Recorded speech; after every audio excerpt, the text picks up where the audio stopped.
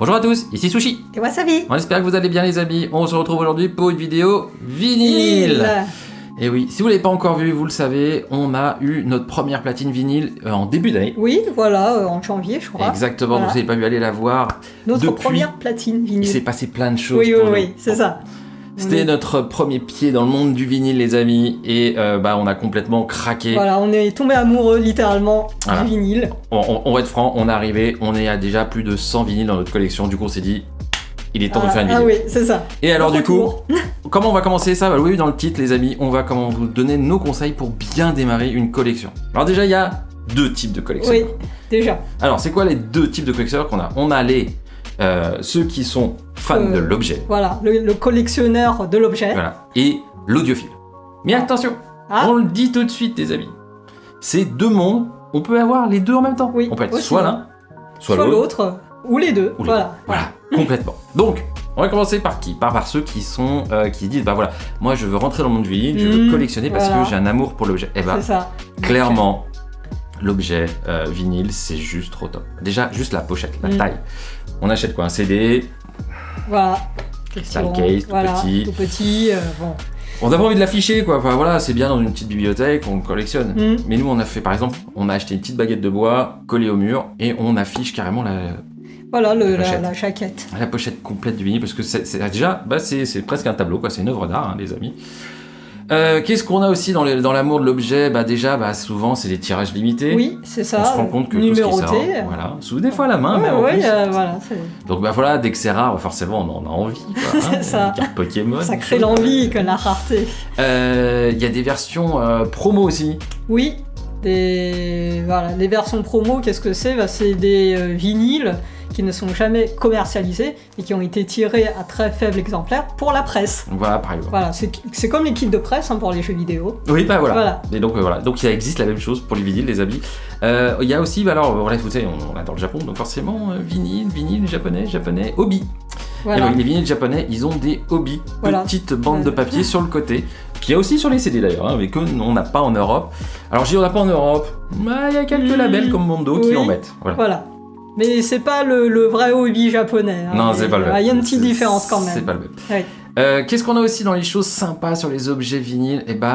Pour ceux qui aiment les collections, il y a les vinyles de couleur. Alors, vous avez des palettes, palettes, du transparent, de la couleur, du marbre, enfin, vous avez tout ce que vous voulez. Pour changer de la galette noire traditionnelle. C'est ça.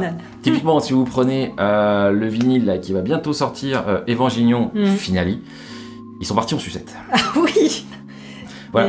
En fait, vous avez tellement une pléthore de choix de couleurs de galettes, vous savez même pas lequel acheter. Vous savez même pas si c'est le même en fait. Vous vous posez la question, mais non, vous avez le choix. Donc, pour les fans, les grands collectionneurs et fans d'Evangelion, je pense qu'ils seront même capables d'acheter tout. Ouais, si vous avez envie, achetez tout pour avoir toutes les couleurs. Et du coup, mais vous avez des galettes qui sont pas de couleur. Et on va partir du coup dans le monde de l'audiophile. Oui, voilà. Pourquoi on fait la transition comme ça, pas préparé du tout, vous en doutez les amis. Ni plus ni moins que parce que quand on est audiophile, on préfère plutôt une galette noire, une traditionnelle. Galette. Exactement. Pourquoi? Parce qu'il est de renommée qu'une galette noire va mieux sonner, mieux durer dans le temps. Voilà, Après, à vérifier, nous n'en avons pas encore assez d'expérience. Mais pareil, sur le vinyle, on parle souvent de la chaleur du son. Oui, voilà, la chaleur du son. Enfin, qu'on ne retrouve pas dans un CD et encore moins sur un MP3. Alors oui, c'est clair. Après, en fonction du vinyle, tout ceci aujourd'hui avec les mondes modernes, faire de l'argent, il y en a, ils vous mettent un MP3 sur le vinyle, pas de problème, ils savent le faire. Sans scrupule. Et ils savent aussi vous mettre un CD. Parce qu'en fait, ce qu'on découvre, les amis, c'est qu'il y a le mastering par exemple. Et alors là, on voit tout de suite sur un CD, sur un vinyle, si les gens, des fois, ils sont pas embêtés, ils ont pris le master CD, ils vous l'ont mis sur le vinyle. Du coup, toute la chaleur, la dynamisme d'un vinyle, en fait, mais il sonne vachement plat mon vinyle. Parce qu'ils sont pas embêtés. Je ne citerai pas de label Back to Black. Évitez les amis, c'est 10 € le vinyle, mais vous l'oubliez ça. C'est pas cher, mais alors on retrouve rien en sensation vinyle. Après, il y a le grand débat sur le mastering, si votre vinyle est issu d'un master analogique ou d'un master digital. Ben oui, parce qu'on vous dit le vinyle c'est un support analogique, alors si on part d'un master digital, c'est un petit peu dommage. Ah oui. Je suis pas si sûr. Un bon master digital, pour moi, ça n'engage que moi, mais si on a un bon master digital très haute résolution, je pense qu'on aura du mal à faire une distinction. C'est bien possible. Ah, je lance c'est bien possible. La polémique, c'est bon, ouais, c'est la ouais, polémique ouais. sushi. Mais clairement, si vous voulez vraiment retrouver le vieux son, il y a pas mal de labels qui partent des masters originaux analogiques quand ils les retrouvent. Faut pas l'oublier. Et oui. Du coup, audiophile qui dit audiophile dit on va faire péter le matos, il y a nos limites budget. Oui. Autant une platine CD, bon, les prix pareil des platines CD ça peut monter très fort, mais alors sur le vinyle, et ben là, Oui. vous avez la platine, vous avez le diamant, vous avez le préampli phono, vous avez le câble, les enceintes, ça c'est normal, même le CD il faut les sortir. Mais bon, vous voyez, il y a plein de petites choses qui font que ça va faire exploser la facture, les amis. Oui. Alors, on le dit comme ça, on a déjà changé de platine. On n'en a pas fait d'autres vidéos, on la fera peut-être un jour si vous voulez, on vous explique. Clairement, ça change tout. Ah oui, entre une bonne platine et puis une d'entrée de gamme. Voilà. Donc la platine, Il y a quand quand vous même avez fait en différence. vidéo, les amis, c'est très bien pour découvrir, mais effectivement, quand vous passez le cran, ça change vraiment tout au niveau du son. Le vinyle prend une autre dimension. Exactement. Et alors, quand on parle de dimension, on a parlé du mastering, de la qualité, il y a aussi le pressage. Et il se trouve que, comme par hasard, nos amis japonais, ils sont réputés pour presser des vinyles de meilleure qualité. Et preuve en est qu'on a fait déjà quelques imports de vinyles japonais, effectivement. Ah oui, on a vu la différence. Ah ouais, on a vu la différence typiquement sur des trucs de fou. Des vinyles de jazz pressage japonais. Ah oui. Il n'y a rien à redire, le son est juste top. Ah ouais, le son est top, les cuivres, ça sonne, mais grandiose, les amis. Oui. D'ailleurs, dans le marché de l'occasion, les vinyles japonais sont même très recherchés, par les collectionneurs et par les audiophiles. C'est très recherché. Du coup, quand même, on va faire un petit coup de gueule, quand même. Ah oui. Parce que l'industrie du vinyle, on a encore vu les chiffres en 2020, ça a explosé, plus je sais plus, 20%, enfin bon, ça explose, le CD s'écroule. Du coup, les majors, elles se disent, il y a de l'argent à faire, allez, on produit à toute vitesse. Ouais. Résultat, vous achetez votre petite galette toute neuve, vous la sortez. Et alors là, déjà, on vous la met dans une pochette en papier de base. Voilà. Du coup, votre galette, elle va être...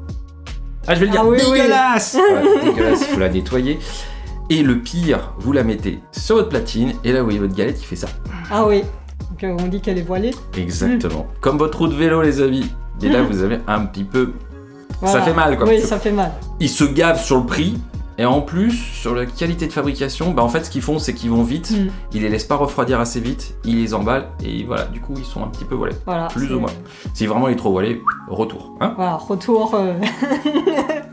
Voilà, c'est notre coup de gueule. Bon, continue pour, les amis, pour faire votre collection. Il y a quand même un moment, il va falloir quand même choisir un petit peu, surtout quand on démarre une collection, pas partir partout, je veux dire, commencez déjà un petit peu à cibler le style de musique que vous aimez. Alors vous vous doutez, nous, ça a été plutôt côté japonais, anime, J-pop, J-rock, jeux vidéo, Ghibli. Ghibli, les Ghibli. Il faudrait qu'on vous fasse une vidéo sur les Ghibli. Une vidéo, les amis, spéciale vinyle Ghibli. Donc abonnez-vous. Abonnez-vous. Nous, on a craqué. On va être franc. Aujourd'hui, on les a tous. Oui. On a la collection vinyle de Ghibli. Et d'autres vont arriver d'ailleurs. Et d'autres arrivent parce qu'ils en sortent maintenant chaque année. Ils ont compris, il y a un business à se faire. Après, ça ne vous empêche pas quand même, si vous ciblez essentiellement comme nous, vous pouvez quand même acheter des trucs à côté. Du genre, des trucs un peu plus musique classique, pas classique, Beethoven. Non, on va plutôt dire Muse, AC/DC, Coldplay. Oui, des choses un peu plus classiques que du Ghibli. Voilà, nous, je vous en ai parlé tout à l'heure, le jazz, on découvre un peu le jazz parce qu'effectivement, sur vinyle, le rendu est complètement... nettement mieux qu'un CD. Ah ouais, ça vous transporte ce truc, c'est un truc de malade. Et puis ça va vraiment avec l'ambiance, parce que voilà, on fait... Enfin, la platine vinyle en elle-même, c'est un objet déco. Voilà. Après, c'est le fait de placer la galette, etc. Oui, voilà. C'est déjà un petit côté chaleureux, et en plus avec le jazz, alors là on est dans l'ambiance. Ah, on est bien. Très cosy. Le soir vous vous mettez après manger, vous posez, vous prenez votre Switch, votre iPhone, vous faites une petite partie de jeux vidéo, en même temps vous mettez le petite galette de jazz. Il faut penser, il faut aller la retourner, machin. Une petite pause, attention. Bon après, il y a des bons et des mauvais. Ceux qui se disent, il faut que je reste pas trop longtemps assis, c'est bien, parce que tous les 20 minutes, on se lève et puis on change la face, on retourne, etc. Et puis, pour ceux qui n'aiment pas se lever, il faut se lancer, restez sur Spotify, Apple Music, Deezer & Co, les amis. Là, on va être clair. Mais non, c'est vrai que le jazz comme ça sonne, on se croirait vraiment dans un bar, quoi. Voilà, c'est trop bien. C'est ça. Et du coup, on parle tout ça de collection, quel thème, quoi de mieux pour vous aider qu'un disquaire, les amis. Et oui, on redécouvre du coup le disquaire. Alors, on le dit tout de suite, notre vidéo n'est pas sponsor, mais typiquement, si vous habitez sur Paris, comme nous dans la région parisienne, on vous conseille d'aller chez Balade Sonore, petit disquaire près de la gare du Nord. Vraiment super, des gens adorables, et ils ont une collection. Mais magnifique. Attention, on le dit, aller chez un disquaire, c'est perdre 1 heure de votre vie minimum à fouiller dans les bacs. Et c'est le côté sympa aussi, c'est on le côté retrouve sympa. ça. Et puis il y a aussi le côté sympa où il y a le vendeur qui vous conseille. Et typiquement chez Balade Sonore, ce sont de très très bons vendeurs qui savent bien nous conseiller. Enfin voilà. Ouais, non, mais voilà, le principe du disquaire, on va le dire, c'est du coup on établit une relation, quoi. On partage un moment entre passionnés, ils sont là pour vous conseiller, et c'est en plus, c'est super sympa, quoi, le lieu. Le lieu comme ça des disquaires de vinyle, spécialisés vinyle, c'est vraiment un endroit vraiment sympa. C'est vraiment un côté humain vis-à-vis des sites internet où on fait juste un clic, il n'y a rien de... Voilà, vous allez sur Amazon ou tous les sites, ça pullule en ce moment les sites de vente en ligne spécialisés dans le vinyle, parce que le marché là, il y a un business, on vous le redit, il y a un business, clairement. En tout cas, le lien est en description. Exactement, on vous met le lien pour Balade Sonore typiquement, mais clairement, allez chez le disquaire plutôt que la boutique. Déjà, pas de transport. Du coup, moins de risque que votre pochette arrive abîmée. Oui, le transport, ils sont malmenés, on va pas se mentir. Et effectivement, vous allez peut-être payer un petit peu plus cher, mais il faut quand même soutenir nos petits commerces, les amis. Donc on le dit, allez chez les disquaires, profitez de leur expérience, surtout comme nous quand vous débutez. Croyez-moi, ils sont de bons conseils. On démarre une collection, on a envie d'outils, les amis. Ah oui, on va vous en conseiller On va vous en conseiller qu'un seul pour le moment. Voilà. C'est un site web, c'est une application sur votre téléphone, c'est Discogs. Pourquoi on vous parle de ça ? C'est quand même le plus connu, quoi. C'est le plus connu. Ça va vous permettre de quoi ? Déjà de pouvoir gérer votre bibliothèque. Nous, dès qu'on achète un vinyle, on scanne le code barre sur le téléphone, on l'enregistre dans notre collection. On a toute notre collection, on sait ce qu'on achète. Tout dans une seule interface, c'est vraiment génial. Sachant qu'en plus, il y a une communauté sur Discogs qui... soit qui vendent les vinyles, soit qui aussi commentent est-ce que il est bien ou pas, etc. Enfin, c'est derrière cette application, il y a aussi une communauté de passionnés. D'ailleurs, ça y est, on a fait notre première participation, on a déjà mis un Attaque des Titans. L'Attaque des Titans vinyle, édition standard, c'est ici qu'il a été créé le vinyle. Mais c'est vraiment super intéressant parce que ça vous permet de vous cherchez une édition, vous cherchez un disque, vous voulez savoir l'avis, parce que les gens déposent des avis. Et on vous parlait tout à l'heure des gens qui crachent le MP3 sur la galette. Et si vous entendez beaucoup de personnes qui disent non mais le son est affreux, l'achetez pas. Vous allez être surpris de découvrir tous les labels, les éditions, les rééditions. Du coup, vous dites j'achète le dernier, le vinyle, le Coldplay, le Pink Floyd. Oui, mais alors le dernier qui est sorti, de quel pas label cher. Qui a été pressé ouf. Oui, c'est ça. Voilà. Et là, c'est sans fin pour trouver The Edition. Ah oui. The Edition. Voilà, donc non, on vous le conseille vraiment, vous démarrez tout de suite. N'attendez pas d'en avoir 50, 100, parce que sinon ça va être long à tout rentrer. Mais faites-le au fur et à mesure. C'est ça. Scannez. Créez votre compte, scannez. Et en plus, vous pouvez mettre, vous avez une wantlist. Voilà, donc les vinyles que vous recherchez. Comme ça, dès que quelqu'un le met en vente, hop, vous avez un petit pop-up, vous pouvez aller l'acheter ou pas quand vous voyez le prix. Et autre truc de Discogs, c'est... il vous fait une estimation du prix de votre collection. Et là, je sais pas si ça c'est une bonne fonction, parce qu'en fait, vous vous dites, j'ai déjà mis autant d'argent là-dedans. Voilà. Au moins autant d'argent. Et du coup, on va parler budget, les amis, pour cette collection. Allez, les budgets, attention, ça peut faire très mal. Mais alors là, imposez-vous une limite. Non mais... Oui, une limite budget, ça c'est très très important. On parlait du disquaire. Oui. On parlait du disquaire tout à l'heure. C'est un vrai problème. Pas plus tard. On est tout en tenté. Voilà, on tourne cette vidéo pas plus tard que ce midi. J'étais parti chez le disquaire. Je peux vous dire que c'est bien la première fois que j'ai passé aussi peu de temps et que j'ai regardé si peu de bacs parce que là je m'étais imposé des limites. Ça pareil de vitesse. Non, faites très très attention. Le coût des vinyles est quand même pas donné, je trouve. Voilà, vous en trouvez à 10 balles, les bacs to black, mais les achetez pas.